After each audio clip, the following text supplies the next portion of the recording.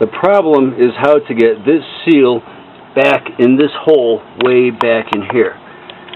You have all your front end stuff, the strut, the rotor, the CV joint, and all this other crap in the way here, and you don't have a whole bunch of room. I tried to install one of these last night using 2 9/16" socket for the rear brakes on my truck. This works rather well. Well, it works pretty well on the right hand side.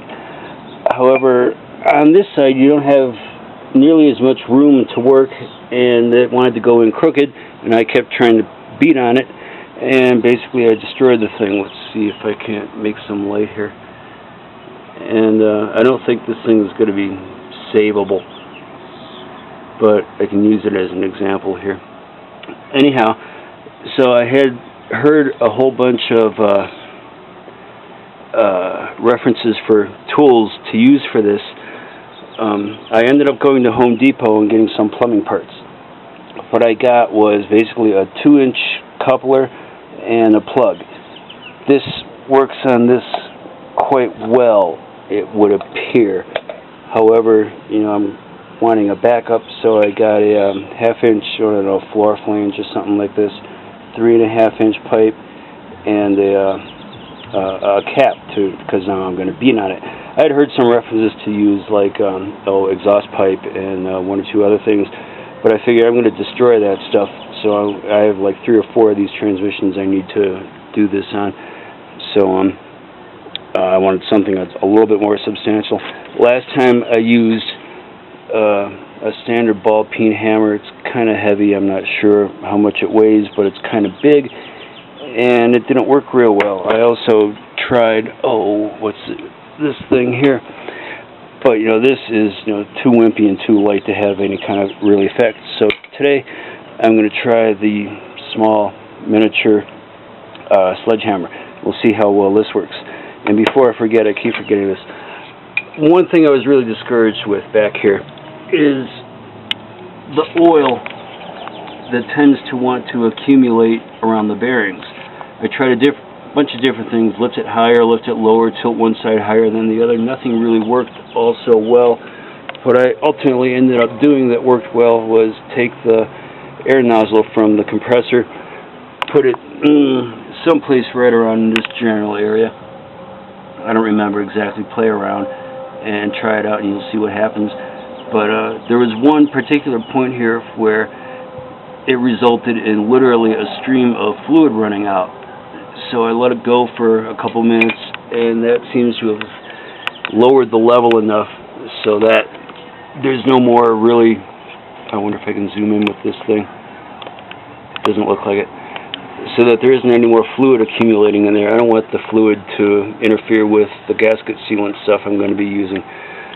So with all of this, oh, by the way, this was about $25 in parts here. Kind of expensive. Well, no, just these 2 things were $25 from Home Depot. With any luck, we'll get this installed and we'll see what happens. Okay, it looks like we have success.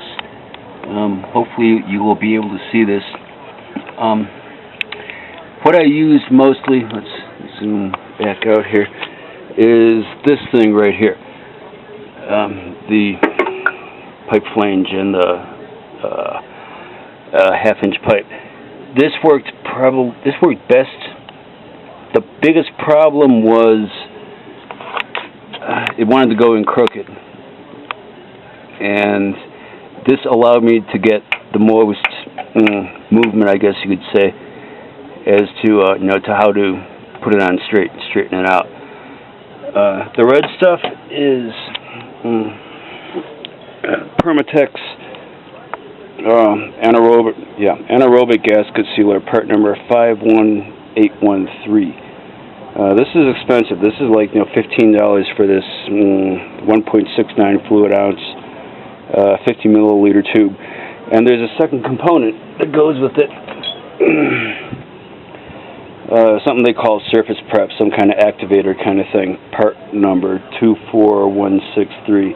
If you read online, you can see people talk about, oh, you can use brake cleaner and some other things, and it doesn't really do much of anything, but I don't really know who those people are and what their credibility is, so given the amount of work it takes to make this happen, I'm going to use what the manufacturer recommends.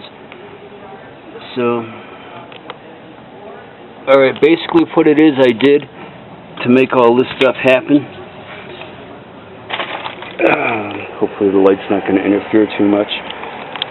Find the flashlight and get rid of this thing because this thing scares me. And it's hot. Okay.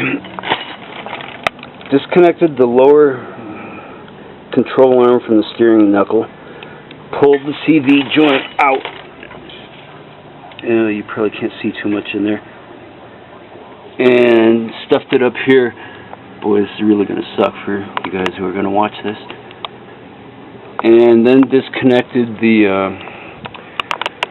top connection to, I guess this is the sway bar link or something like that, whatever it is they call it, even though it doesn't have a sway bar. So the hard part is over. Now it's like just get to put it back together and hope it stays sealed. One thing I forgot to mention, the book tells you to remove the ABS sensors, this thing. Well, my experience with a lot of these is it's not going to come off without destroying it. So I just disconnected it from under the hood and pulled the wires out, and that seems to have mostly taken care of it. It would still be nice if it weren't there, but I don't want to go spend another $40 on one of these things. So I'm doing it this way. Yeah, I could probably make things easier if I were to remove the CV joint from the rotor hub, do that entirely. Yeah, that would have made my life a whole bunch easier.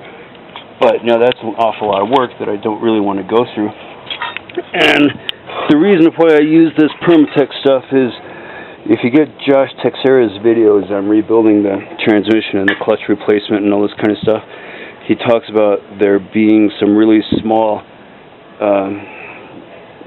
channels or channels through which fluid flows inside the transmission, and chunks of RTV can clog those up, and that's probably not something I want. So I figured, alright, he recommends this anaerobic stuff, at least for transmission case halves.